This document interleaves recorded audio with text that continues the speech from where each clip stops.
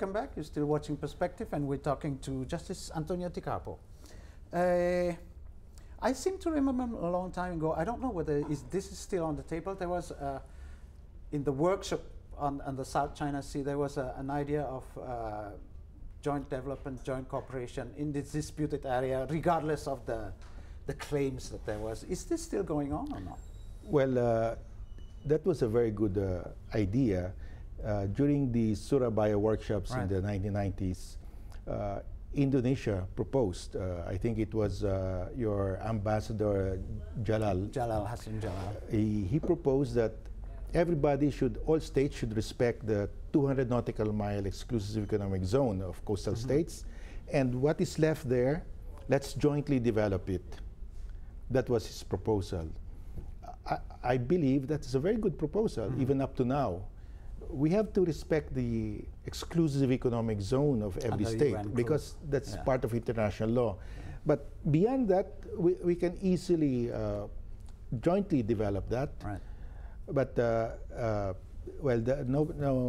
nothing happened with that proposal. But if that proposal is revived, I think that's a good way out for everybody, because China wants joint development, and we are saying, yes, let's have joint development of this area beyond the exclusive economic zone.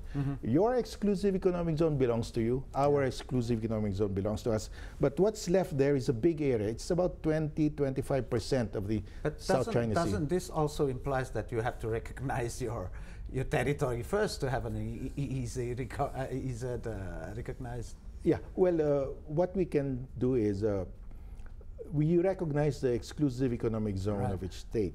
Now, if there are islands within the exclusive economic zone, there are islands that are disputed, like in our exclusive economic zone in Palawan, there are islands being claimed by other countries.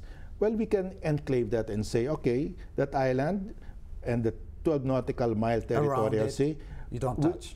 Yeah, we will keep that in dispute. We will not touch that in the joint in the agreement. We can continue with the dispute for the next 100 years, but those islands cannot generate more than 12 nautical miles. Okay. So those islands cannot claim beyond. Right. So what is beyond the 12 nautical miles from those islands will belong as the exclusive economic zone of the Philippines. Right. So that can be the solution. Does it imply also that you have to first agree on this code of conduct before you can actually cooperate on developing? No, we can have a separate agreement on joint development if everybody will agree to respect the exclusive economic zone of every coastal state. What are the possibilities? Well, likeliness? None has so far.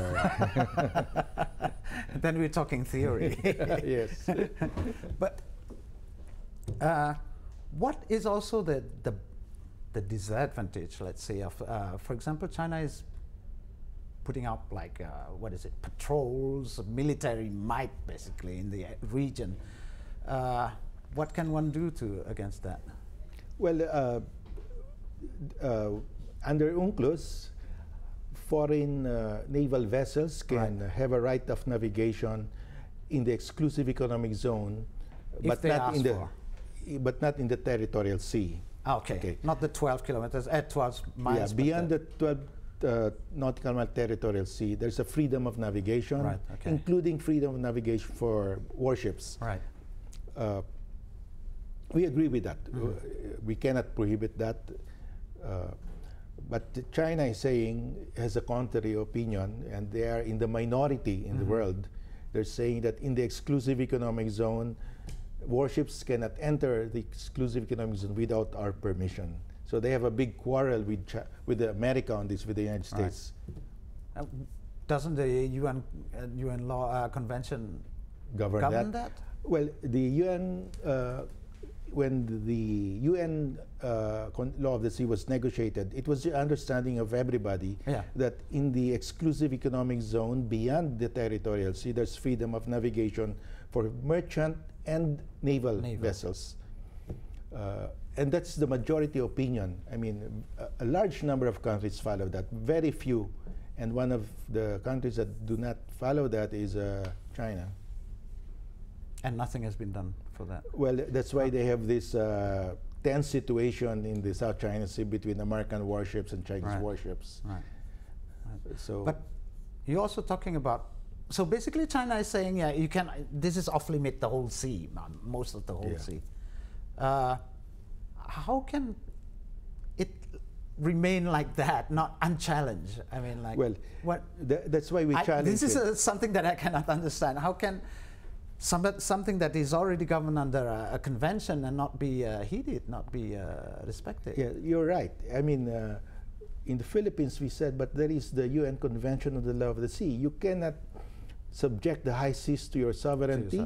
You cannot encroach on the exclusive economic zone of other coastal states. That's precisely why we brought to the UN Convention, to the tribunal, the issue of whether these 9 dash lines are compatible with the UNCLOS. Because if it's not compatible, then it should be disregarded. And if it's compatible, if it's in accordance with UNCLOS, then there is no UNCLOS practically, because a country can just claim the oceans and say, I own this. Because I've seen the whole pocket that you have shown me was as belonging to the Chinese province of Hainan. Yes. It's very far from the island, very far. Very far. China claims James Shoal as their southernmost border. James Shoal is 60 kilometers from the coast of Bintulu, Sarawak. That's 950 nautical miles from Hainan Island. It's very far. It's across the other side of the sea, of the South China Sea. But it's also above tide level? It's submerged about 20 meters below the surface of the water. So it's not even land. It's totally submerged. How can you claim that? Is it permissible? It's not allowed. You cannot claim as your territory water that's submerged, that is more than 12 nautical miles from your coastline. And this is the James Shoal is part of the exclusive economic zone of Malaysia. Sarawak.